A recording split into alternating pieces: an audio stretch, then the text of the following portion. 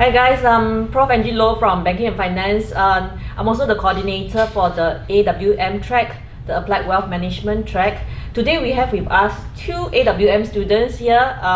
Introduce yourself please. Hi everyone, my name is Ji. I'm a final year student and I'm part of this AWM track. Yeah, likewise, I'm also a final year student. My name is Lian Kai. Okay, both Zhi Yu and Lian Kai actually just came from the branches that they have been assigned to. So just a bit of background, both of them are now in their second internship with DBS.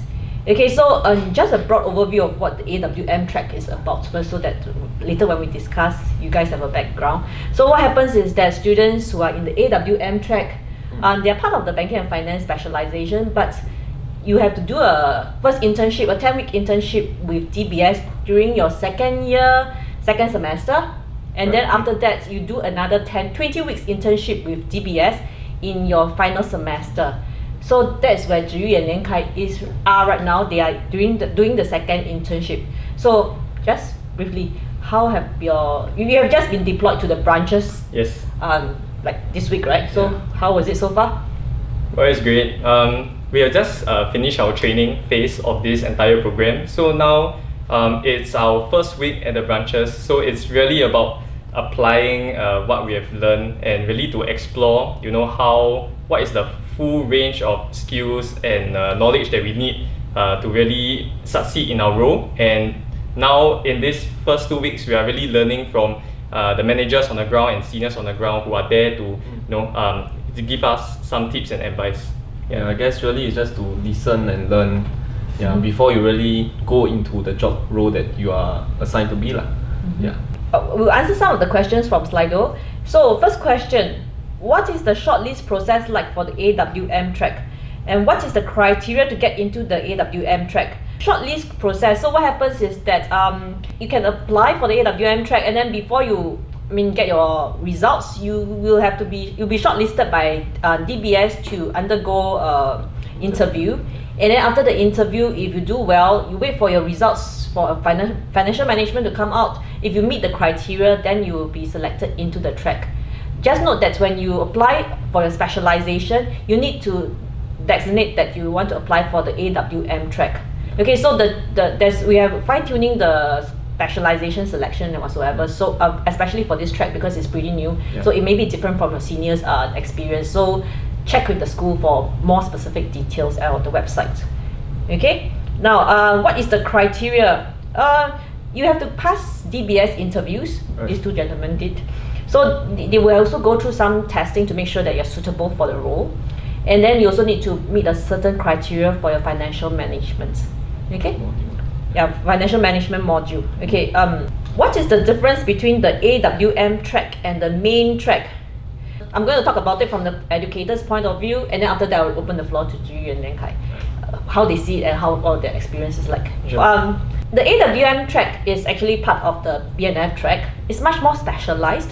You are trained specifically for a certain role or specific sector in the banking and finance sector, which is the wealth management sector, wealth management space. Yeah. Okay, so the main difference I would say is, it's more of the training, the pedagogy in the teaching, in the sense that for the main track, mostly it will be just classroom teaching, and you get all your AUs from classroom. Now, but for the AWM track, you get some parts of your AU through on the job. It's more you can think of it as a work study program. Okay, a different way of getting your education, your degree. Right? Do you guys agree? Yes. I would say the similarities would be the fact that most of our prescribed electives are from the main track. That's true. BNF. Yeah. Then, however, I would say the difference will be the fact that we actually have one semester catered just for maybe work itself. So during this semester, we are also accredited with AUs. Yeah. So I'll say the main difference will be experience, more hands-on as compared to just classroom studies. Okay. Yeah, I agree on Lian Kai on that. The biggest difference is definitely the exposure to work experience even before we graduate, and this really enhances our learning in terms of the entire banking and finance space, more specifically to wealth management, because through job experience and on the ground, learning, you really get to see what it's like in more so for the retail banks. And it's really the kind of exposure that you will not get in most other specializations, because to get a semester-long internship and being accredited at the same time is really one of its kind. And many of us chose to actually carry on with this internship because we want to explore how far can this work study program go, how far it can benefit us, and so far we are enjoying it. Yeah, so far so good. Just one thing, you guys said you're accredited. So for this program itself, right, you have to take many exam papers. Right. The SimFast, Yeah. and as well, and then after that, why do you have to take the SimFast maybe? I mean, ultimately, SimFast papers are regulatory papers that you will need to pass before you can do any advisory role. So, as much as possible, I would say that it's a good thing that you get them cleared first. Yeah, even before your peers, before you join other banks. Yeah. So you'll be accredited wealth management professionals before you even graduate, because you have already cleared all the SimFast papers and then you get all the training needed. Yeah. Is AWM track very competitive? You could think of it two ways, whether it's competitive to get in. Not exactly, we do have enough space. I mean, and then we are looking for more people, right? But also competitive in the sense of whether you are within the environment itself. Yeah. Okay, so you guys, do you find yourself competing against each other?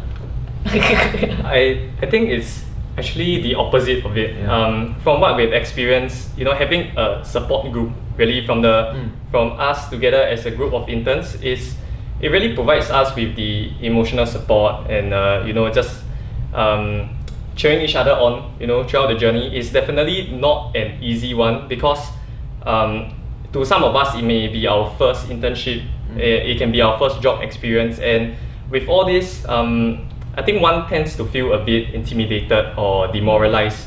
But from what me and Nenkai have experienced, at least on my part, I can say that we find a lot of support from our group of friends, and it has actually made this entire program very enjoyable. If you're thinking about like competitive among AWM us, cohort. I'll probably say no, because ultimately when you are on the ground, you face a lot of different types of people from all walks of life.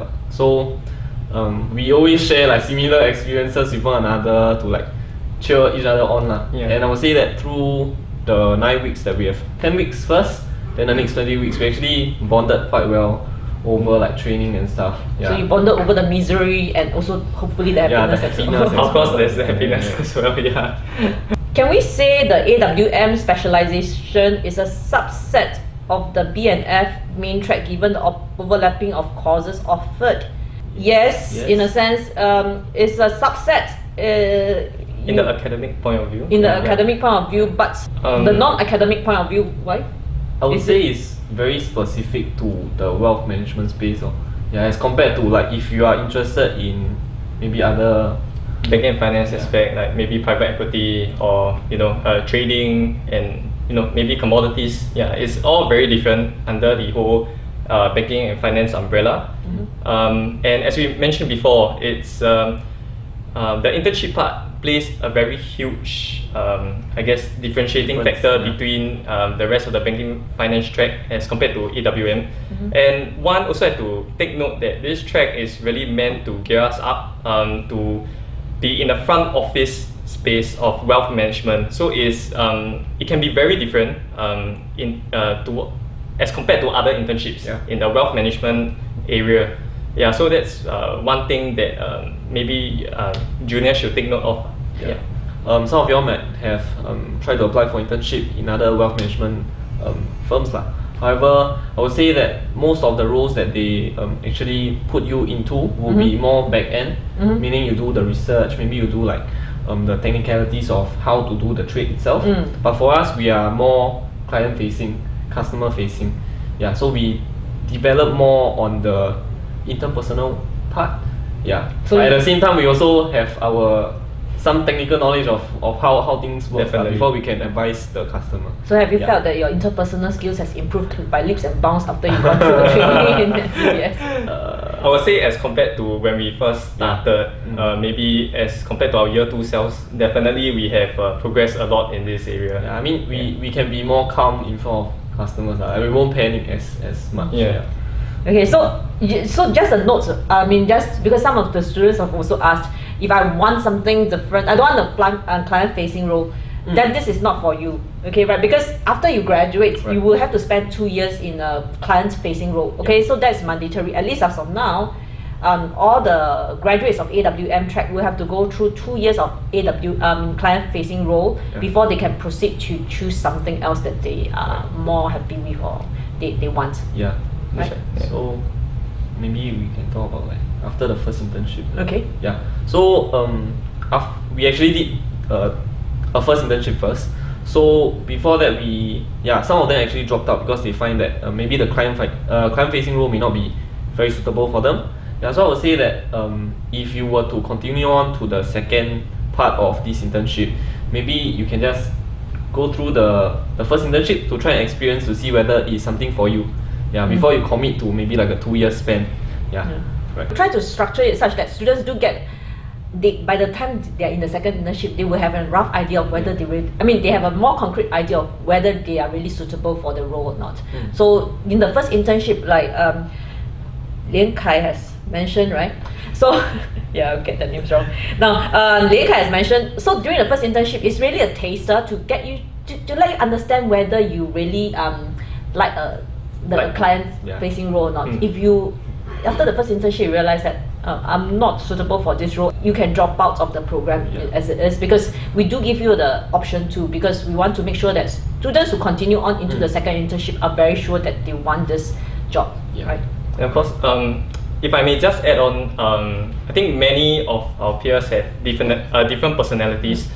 In fact, there are a couple of them who are more introverted in nature and they tend to be nervous in front of clients. They chose to remain in this track, and what's really very inspiring, to be honest, is that they say that they chose this track is to learn how to overcome their fear. Oh wow! And to take this interpersonal skill away, from this entire experience, because this skill is really portable to many other different jobs. Yeah, so it does not really mean that if it's not suitable for you, you might want to drop. A couple of them, as I mentioned, chose to stay because it's a good learning experience for them, and so maybe that is something that you can consider.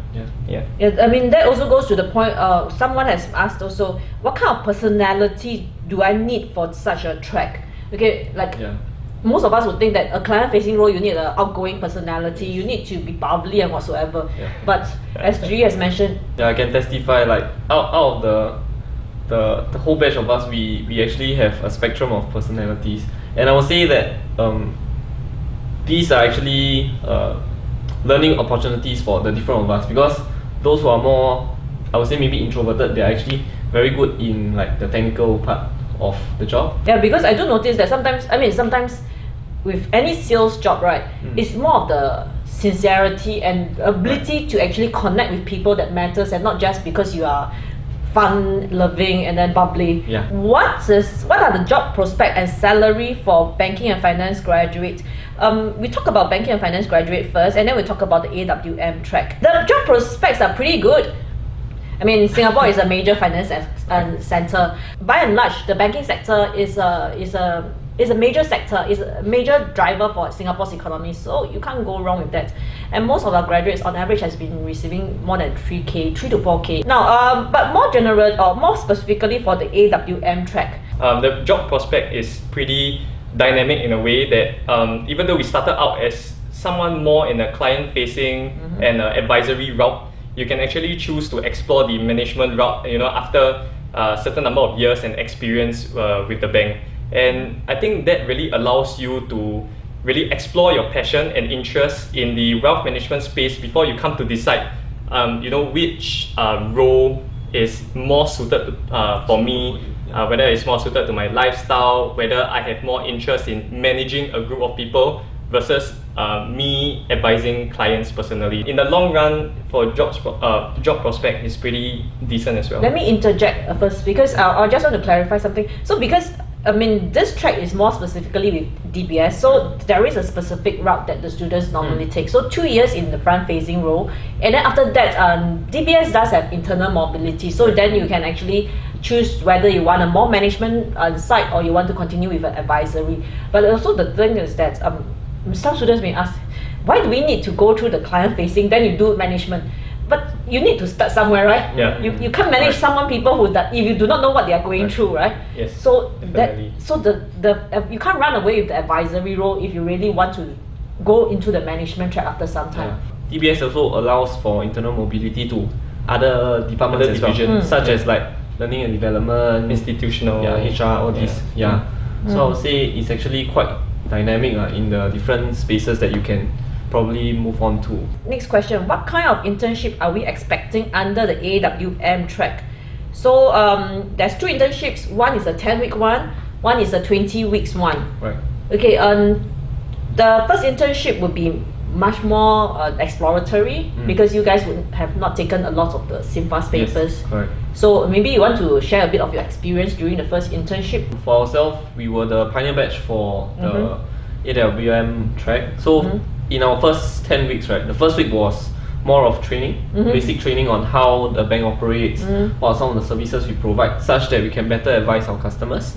Alright, so moving on, in the next 9 weeks, we will be deployed to the different branches to actually help out with the services that is provided on the branch level. It's important to note that if you can't really go into advisory role until you get your necessary certification because it's an MAS ruling. Right. So then during the first internship, because you're exploring, you probably would not be able to do a lot of advisory, if any at all. But what about the second internship? How has your experience been so far?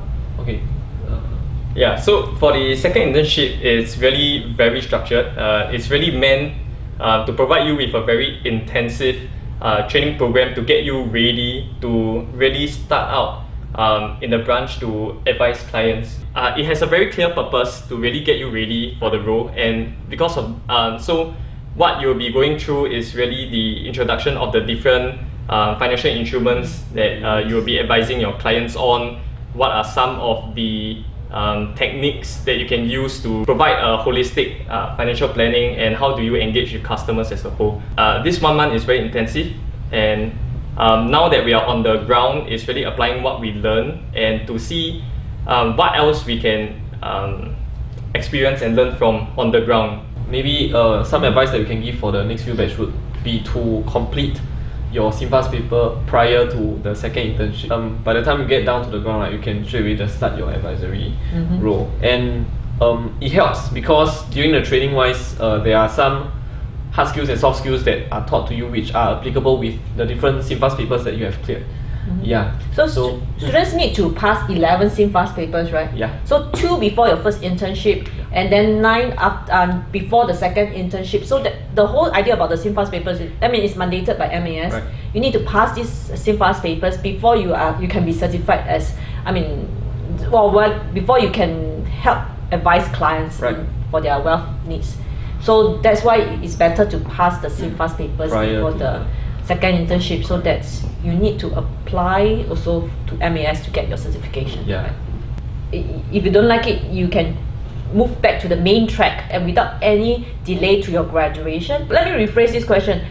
How did you find the learning provided by DBS different from classroom learning? Definitely the difference is quite huge. Very, very huge. I think now we practice a lot more of the flipped classroom kind of concept. So even before heading to our job on a daily basis to their lessons, we are required to do some reading up first. This is what we will be applying on our job on a daily basis. It really requires us to have that confidence in sharing ideas and really just engage in the learning in a more productive group setting.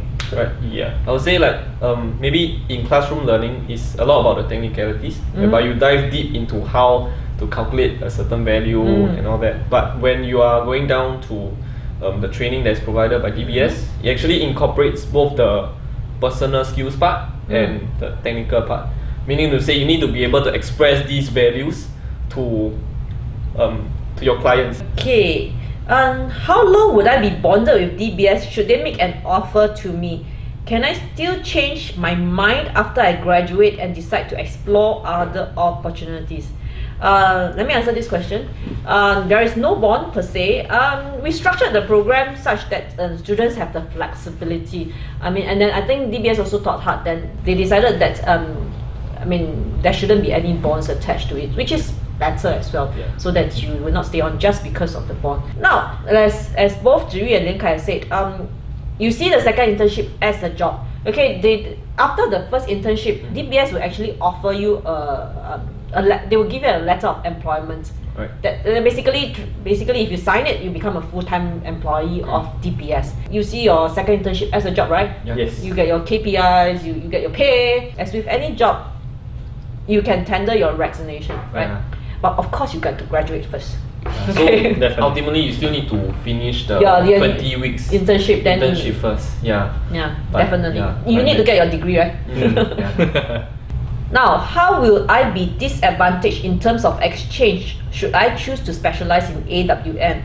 Or would I still be allowed to go on exchange, or do I strictly have to follow the structure planned out for the AWM track? Now, there is a recommended schedule for you to follow, but I understand he has gone on exchange. Where do you go for exchange? I went to France for exchange. Wow, nice. Yes. Okay, so when do you go for exchange? As you all might know, you'll be notified of your specialization in year 2. Before your year 2 starts, before you start bidding for your courses and whatnot. So in a way, you are already given 3 semesters to really plan out what are the modules you have to clear, what you need to take in order to graduate on time.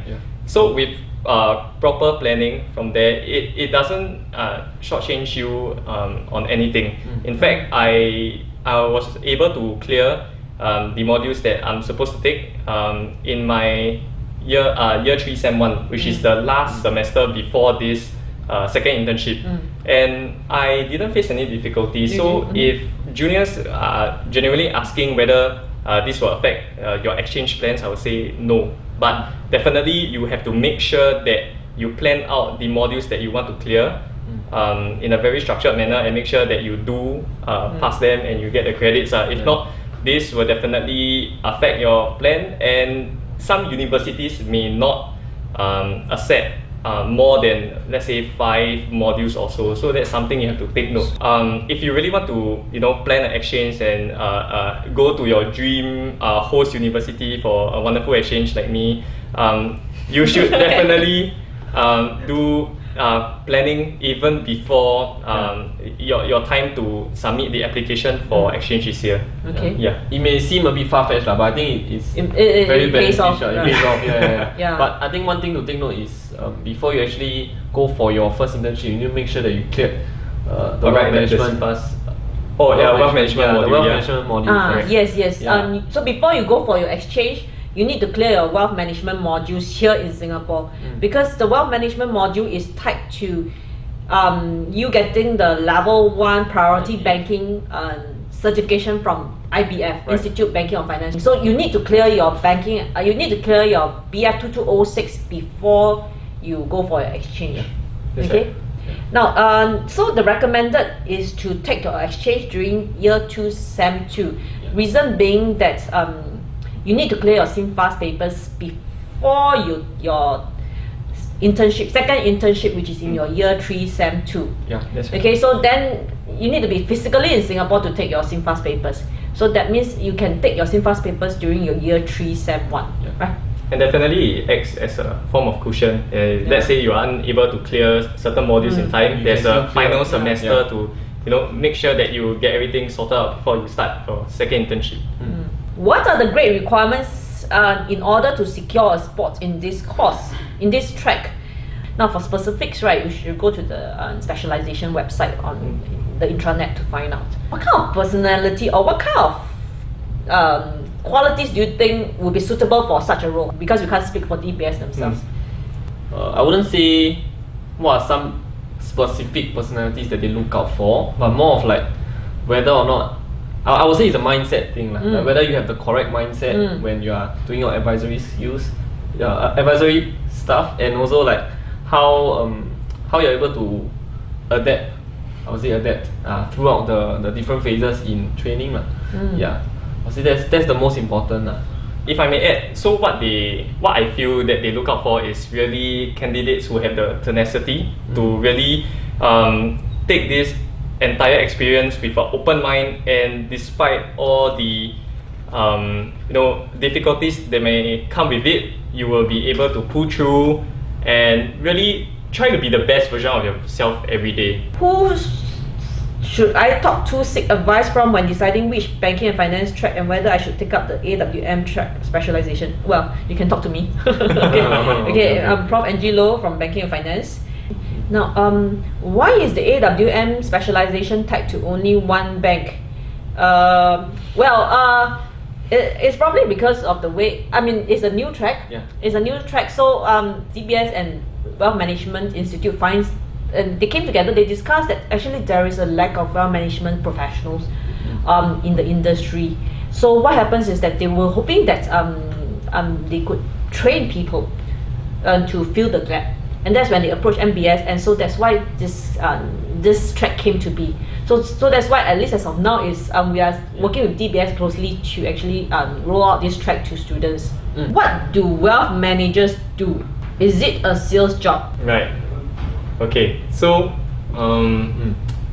I think the word can't be avoided in a way, because at the end of the day, as you provide financial advice to your clients in constructing holistic financial portfolio and how they can address the gaps that they have in their protection needs, what are the different ways they can explore in making their money work harder in the forms of savings or investments.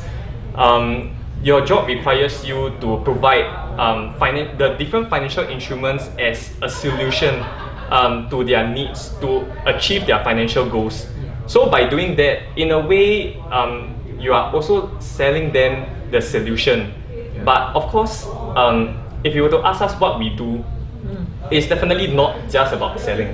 The whole intention is really to provide clients with the advice on constructing financial portfolio that is most suitable for them. And at the end of the day, it's really about achieving their financial goals through the different means and financial instruments that the bank has in order to reach their goal. Maybe I speak a little bit more about our scorecard, because in terms of our scorecard, there's this portion whereby it's focused more on client face time. When you say how many clients you actually interact with and like maybe help them with the financial portfolio. Yeah, so that's actually part of your KPI as well. So I would say that numbers are not the only one that determines whether or not you do well. So basically, this is a long-term relationship that you enter into with your clients, not just touch and go, right? Yeah, definitely. Correct, So that's why I think it's not purely just sales per se. You need to build the trust with your clients. If they can't trust you, they can't entrust you with their lifelong savings as well. Correct. I think with that, I think we have come to the end. Thank you, Ji and Lian Kai, for coming down after your busy day. No problem. Thank you. Yeah.